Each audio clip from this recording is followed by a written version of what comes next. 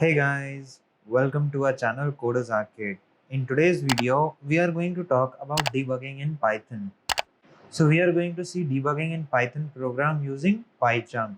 So here, as you can see, I have my PyCharm window open. And if you see here in our projects panel, you can see there are different projects. There are different programs that I've created. So this is our main project, and inside our main project, these are the different programs that we created. So all of these programs are the programs that we have created for a playlist which is on Python. So Python tutorial for beginners. So all of those videos, all of these programs are for those videos. So if you haven't watched that playlist, I'll recommend that playlist, and I'll give the link in the description below for that playlist. And let us begin our main topic here. So we are talking about debugging. So first, before we head into debugging, let me create one program for you, and here using that program we are going to debug onto that program. So I'm going to click on to new and then file, and here I'm going to create a new file for you. So let's say we are going to create a very basic program to add two numbers. So let's say sum.py or total.py or sum.py, whatever. I'm going to press enter, and we have created this sum.py. So here, before going any further, let me show you the different parts of PyCharm as well. So here, as you can see, this is the project window right here onto your left hand side, and this is the core editor window in our right hand side. So on the projects window, you will see all your Python files and all your projects into your projects window, and on your code editor, you are going to write your code. So let's begin writing our sum.py.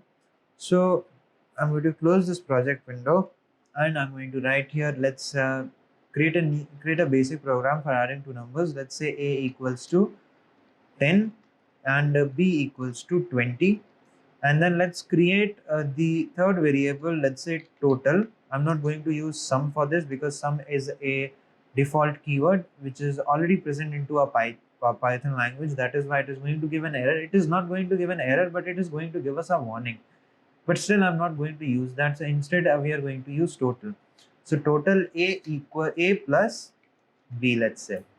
So we have created two variables, a equals to 10 and then b equals to 20. Then a total third variable called total, which has a plus b in the formula. Now after doing this, we need to print our total. So for that, we can write here print, and inside our small brackets we can write here directly total. So this is going to print the sum, which is 30 in this case. Let us try running this. So for running, there are different options that you can use for running. So you can directly right click onto your code editor, and you can just click onto this run sum, and sum is the name of a file after run. And if you click onto this run sum, this is going to run this program. And other option is that you can just click onto this play button right here, or the third option is that you can just go on to run, and you can say run sum. So let us run this, and you can see our program is running properly. So it is giving us the answer, which is 30, and which is correct. So now let's discuss about debugging.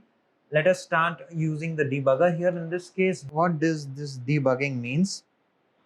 Debugging, as the name suggests, debugging means finding the bugs in your program and fixing them. Now you may ask, what is bug? Bugs is nothing but the problem in your program. When you encounter a bug, your program won't run correctly and your program will encounter an error. So debugging means finding that particular bug in your program. So there will be a problem in your program and then fixing that. So this is what we refer to debugging. Now let us start using the debugger. So as you may have noticed that this, after this play button right here, this is the little button right here for the debugging. This is the bug looking like icon. If you click onto this, your debugger will be launched for this program. So as you can see, it says debug sum. The other option is that you can go to this run option, and then you can click onto this debug run, or you can just directly click onto this debug. So let us try running this code here. So if I click here, you can see our program is being debugged right here. So this is the debugger window. You can see that the program is run properly and there is no errors, and it is going to show us the correct output. Let us first close this and let us tell you before debugging what is a breakpoint. So before debugging, we need to set up a breakpoint. So what is a breakpoint? Now suppose you want to use the breakpoint. So in generally, if you don't set up a breakpoint and if you debug your program, then it is going to run your program. This whole program will be run and your output will be shown, as you can see in a debugging window right here. So it has not stopped onto any line here, any particular line here, and it has executed all our code. But if we say, if we put a breakpoint, let us say I put a breakpoint here. If you click onto this little space here, you can see that this red icon appear, this red circle appear. This means that this is a breakpoint. So we have put a breakpoint on our first line. Let's say we are going to debug this again. So I'm going to go to run and this is going to debug it again. So here, as you can see, now the debugging window has been changed and you see that it has not shown the output now. Instead, it is stuck onto this first step. That means it, using the breakpoint, it saw this breakpoint and it has stopped onto this first line itself. Now, this means you can use this breakpoint to stop and you can see your program step by step, in every step what it's doing, what is happening in every step, and then you can solve the problem. You can see the problem and then you can fix that problem here. So we use this breakpoint to stop at whatever place we want. Now you can see that this is the variable window here onto a debugger, and this variable window will show us all the variables that are present onto a program. So right now there is it is not showing any variable right here because we are stuck onto this first point. It is stopped onto a first step itself. It is not executed this first step. It has stopped at the first step itself. So now to go on to the next step, what we need to do is you need to click onto this icon, which is a step over. You need to step over to go on to your next step.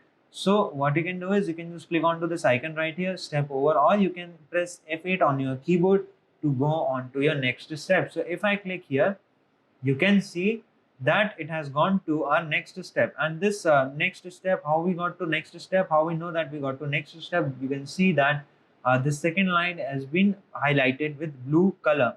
So this means that right now we are on to a second step. Now if you see in the variables panel, you can see a equals to 10 is being added. So it is showing that a variable is present onto this program till now, because till now only a first line is being executed and we are on to a second line. A second line is not still executed, but it is working on to second, but we are working on to the second line. That is why it is showing only the first variable that has been executed.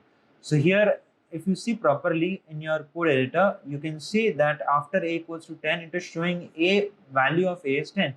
So here after executing, it is showing us what is happening onto this particular step. So here in the gray, it means that it is showing that here the value for a is 10. Now if I step over again, so I can just press F8 onto my keyboard and you can see that it has jumped onto this third step. So here in this third step, you can see the value for the second step. So second step is being executed now, and in as variables panel, you can see the B variable has been also added. So here this way we have executed two steps and it is showing us that in the first step the value for A is 10 and the value for B is 20 in the second step.